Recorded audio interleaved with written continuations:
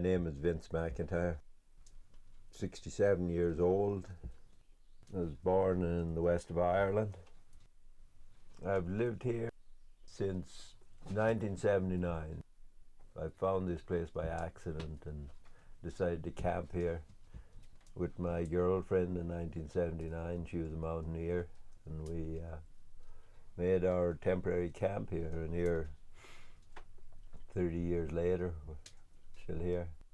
It was a beautiful place, and when I come here one time to help somebody get firewood, there was an old clear cut, and all the trees were down, but it was so beautiful, the panorama of the mountains and the lake and all that, that I just, oh, that'd be a nice place to live. Yeah. When I come here, it was a base camp to go on the mountain.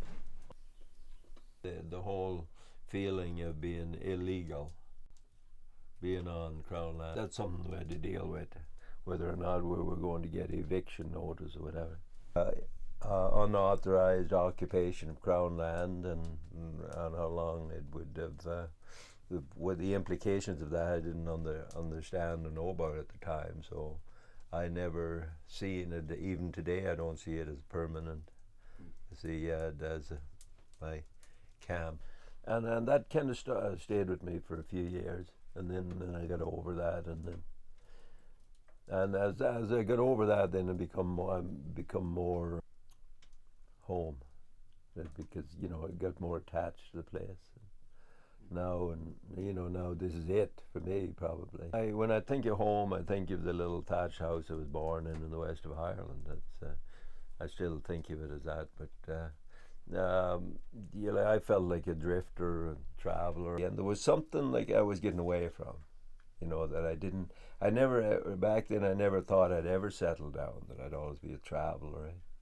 And when I come here, I kind of grew into the place, and my daughter was born here in the Kootenays, so that's probably the reason that it made it home for me. A traveler by nature, and I have a nomadic heart, that's my that's maybe some of my regrets, that I didn't travel more, that I quit traveling. But there's certain aspects of traveling that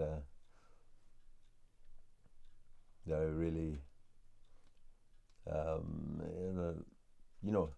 miss. Yeah. So this kind of fulfills it to some degree, the way my nomadic farming style. Yeah. Well, I usually get up around between 5 and 5:30, and I make some breakfast. I go and feed my cattle and my horses, and then I'll start my day working, plowing or cultivating or weeding, or finding my crew and getting them together to go out on the field. And every day is a bit different. There's never enough time. Work ethic, it's kind of, you got to be careful of that one. I figure working from the heart and working with a sense of freedom is, you got to have the balance, eh? You have to have the discipline to get up in the morning. You have to be courageous, and you have to put up with discomfort and all this stuff. You have to see what you're doing as being fairly important, eh? And maybe a part of your survival, and then you can do what I do. It's physically demanding, and I'm an old man, and I suppose if I had spent the last 20-some years sitting on a tractor, I wouldn't be as strong as I am today, And so that's, people go on exercise. I don't do that. I do my work. Yeah. The sounds, when my daughter was a baby, I'd take her down when she was young. I'd take her down there in the evening to listen to the frogs, the toads, sing in the evening, and would put her to sleep. Yeah, it's beautiful. When we look at the past, we see the good parts of it, eh? And I'm telling you the good parts. And I had spent a lot of my time in them good years where I was depressed about stuff and thought too much about what's happened to the world and so on. when I started growing food, I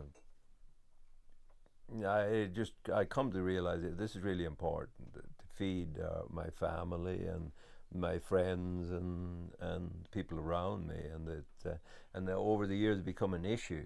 I don't remember having second thoughts about this place for some reason. I was right from the start. I was committed, and then when it become a challenge, then I'm a very stubborn by nature, and then I'll see who's going to win this. That was my attitude. And if I'm going to leave, I'm not going to leave easy. That was been my attitude, and still is. Yeah, I've told somebody if they ever drag me out of here, they can fix the road with me going down. Somewhere in your life, you got to make your stand. To me, life is do or die, and then you're living.